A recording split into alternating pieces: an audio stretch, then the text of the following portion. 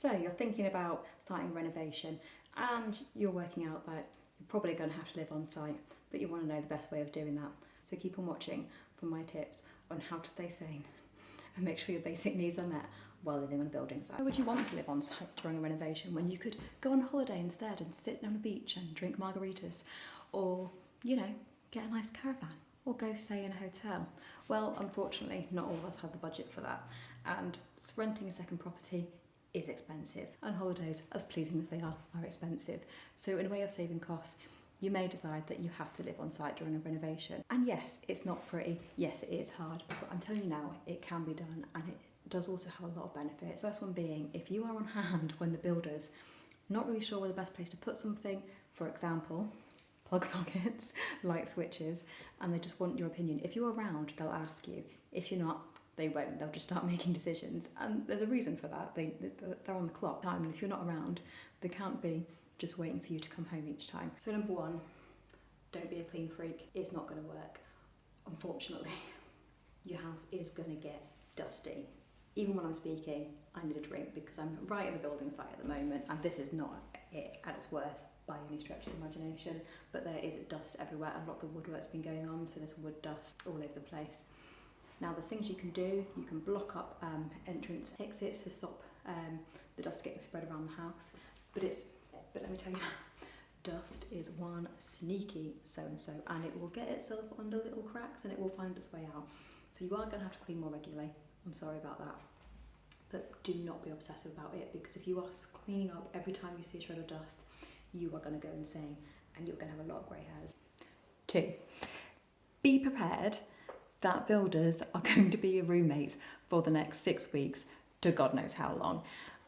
If you think you're using the same builders throughout the whole time of your renovation, they're going to be with you, most likely Monday to Friday for the full day for a long period of time. So it is really important that you actually pick some builders that you are happy with. If someone recommends a builder to you, that's maybe a fantastic builder, but you just don't think you're going to get on, just don't do it to yourselves. It's really, really not worth it. Seriously. 3, maintaining that builder relationship. So we've established that you're going to be living with your builders for a long period of time, so it's important to keep them happy. Now, if you're going to be doing a long renovation, it's not feasible that you're going to be popping in and making them teas and coffees every 2 minutes. So set them up a tea station where they can help themselves when they want and take a breaks. There's other ways you can say thank you, learn what they like. So quite often on a Friday night, we've kind of got some pizzas in, etc., to kind of keep them going. When it was really, really hot and our builders cracked on to make sure that they could get the bathroom ready for the plasterers to come in, we knew that they loved carling, so we went and got them some cans of carling. There's other things you can do to say thank you along the way, rather than just making the teas and coffees. 4, to give yourself some space from the builders, try and put in some entrances and exits that the builders can use. So if you've got like a side entrance or back, in our cases, we've got a tall window opening that the builders are using to get in and out of the build. It gives them that bit of separation so you're not constantly going into each other's space if you can kind of zone that space off. But the other benefit of that is it just helps with the transfer of dust and just building materials. With having a dog and a child, we couldn't just have lots of like screws, tools just lying around in the corridors. We did need bits that would obviously just be safe for them to go across. So having those separate entrance and exits gives you that little bit of space, gives you that little bit in the morning if you're not a morning person. And the builders just like being able to kind of come and go as they please. In terms of toilets, a lot of building firms will actually set up portaloos in the garden.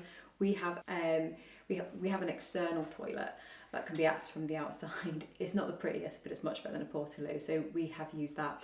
I'm not going to lie, I've not been in since March, and I have no intention to. That's the builder's space. But what you can do, just to make sure that they are set up, they are comfortable, and they have their own areas, you're on to a winner. So, living on site, you're not going to have the things you would usually have access to. Our big one was we haven't had a kitchen. Now, that does mean you're going to need some temporary area to set that up.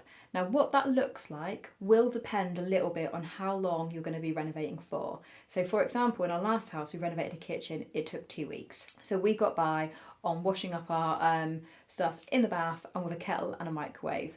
We did also eat out a little bit more than perhaps we would have done normally, but it was for a short period of time. This is a much longer period. It's been even longer than it was meant to be. It should have been 6 months start to finish. No way, it's going to be way longer than that. And we can't just live off ready meals because I have a child that needs to be able to eat relatively healthy. Now, this day and age, there's some fantastic appliances out there. Oh my God, the air fryer. What the hell did I do about an air fryer? If you don't have an air fryer, get yourself an air fryer. I'm telling you, I'll link ours below. It is life-changing. I don't even know if I'd use an oven ever again. It's so good. You don't have to heat the oven up, and it cooks it in less time. It drains off all the fat. You use less oil. It's fantastic. So in terms of appliances, we've had a slow cooker, and that's been great just for ease, that we can bung stuff in there at the start of the day. We use the air fryer for some really quick stuff, and again the microwave. The thing that we have lacked is a hob, and in reality I wish we actually just got a portable one. You can actually get plug-in induction hobs, and I think they're about £50, so it is an investment. But if you're going to be renovating for about a year, it's a lot easier, because it's for things like pasta and rice. Yes, you can use microwave rice, but I don't know, it's just not quite the same. Think about the food that you eat a lot. Like, what are the appliances that you would miss the most? Kettle is obviously the essential one. If you don't have a bathroom, see if you've got a local gym that you can either sign up to or go. You never know, it might be a bit of motivation for the gym. It's not ideal going for showers there, but if it's for a short term thing, it is something you can do. Be kind to yourself. Go out, go for walks, go for day trips. There will be days where it gets tough. There'll be days where it's not, but just make sure you get out, get yourself some fresh air, and with that in mind, treats. What makes you happy? I'm a chocolate person. I literally am a chocolate person. You can just give me some chocolate every so often. I say every so often, daily please, and that will lift my mood. But if you need some wine, if you need some gin, and if you need some beer, whatever your deal, it's fine. Just in moderation, people, in moderation. But yeah, I've definitely drunk more wine in a renovation than what I would usually. But do not make my fatal mistake. Please, please, please leave yourself a bottle opener. It is painful when you go down in your first week of renovating. You're like, right, we survived a week. I am going to celebrate with a glass of red. And that just happens to be the day that you decide not to go for a screw top. Just why? Dogs. Now, you know your dog best, so you know what works for them. My dog can get a little bit antsy when people are on site if she doesn't know them. So when we had new builders on site or new labourers, etc., we would check with them first, and if they were happy, we would introduce our dog to them. She'd have a good sniff and instantly feel more comfortable with people being in her territory. Make sure to, as you do anyway, to get them out on regular exercise.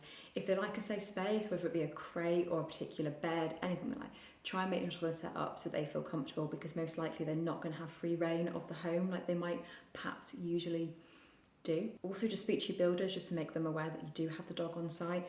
A lot of our builders actually had dogs, so that to make it easier, because we just want to make sure that we had a certain route outside that just didn't have, builder's waste going through, just bearing in mind with their paws. Kids are probably more adaptable than we are. As long as you give them a safe environment where they can play, where they can eat, etc., they are happy. It's just thinking about through your baby proofing. So we had to move upstairs. Our house was built a long time ago, so we had things that weren't to spec. For example, plug sockets in the skirting board. Banisters aren't safe. Doorways where she can actually reach the door handles and get out. So we had to be quite mindful of setting that space up for her. We did get a big playpen, nothing fancy, on Amazon. That worked really well at the beginning, just before she turned 1, she was just crawling. She was quite happy in that playpen. It had enough space for her. As she started walking, it didn't quite cut it, and we had to be a bit more inventive. It has been a bit more challenging. We've had to carry around a little bit more than what we would like. But as mentioned, kids are really, really adaptable. They probably will cope better than you can, as long as you're giving them their usual attention and they're getting out and about. But get to your local soft play, get to your local park, anything you can, just to burn off that bit of steam. And the end will be here before you know it. And that's it. That's my tips for surviving on a building site. I hope you find it useful. If there's anything that you think I've missed, please let me know in the comments below. If you are renovating, good luck, and I'll see you on the other side. If you are interested in what our building site looks like before we started the works, then please click here for our pre-reno house tour.